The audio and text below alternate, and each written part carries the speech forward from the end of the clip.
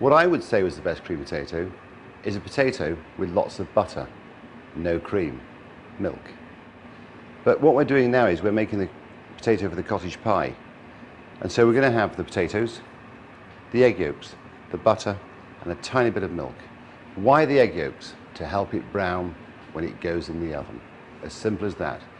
But if you're just going to serve it with a classic beef bourguignon, with any braised dish, with any fish dish, just the butter and the milk. That's it, as simple as that. These potatoes have been baked. They've not seen water. The reason why we bake them, so no water gets into them. How many times have you had cream potatoes which are all wet because the potatoes have been boiled and not drained or dried properly? These were baked, wrapped in tin foil and baked on salt. And if you want to make the perfect mash, after you've done this, then what you should do is then pass them through a drum sieve of very fine tammy, which makes them even finer. But for a dish like cottage pie, shepherd's pie, it's not necessary. And one of my favourite ways of eating potatoes is baking them, scooping them out, crushing them with a fork, a little bit of seasoning, olive oil, some fresh parsley, and serve it with grilled fish, or a bit of olive oil in there instead of butter. Delicious.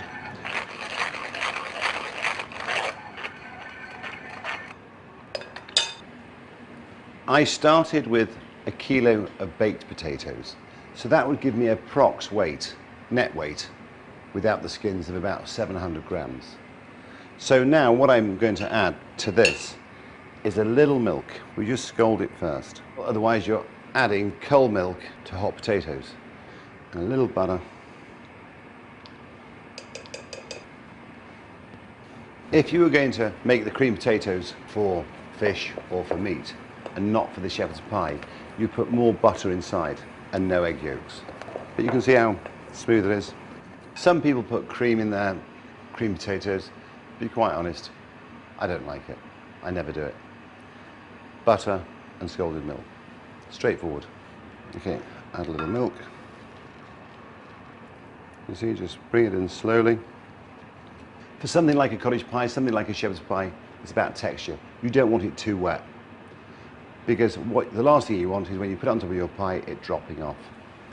And then I'd say 3 egg yolks.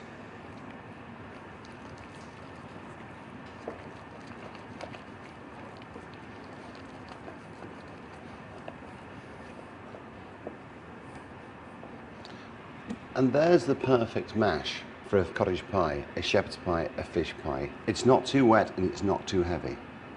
It's got texture and it's got great flavour because those potatoes are baked.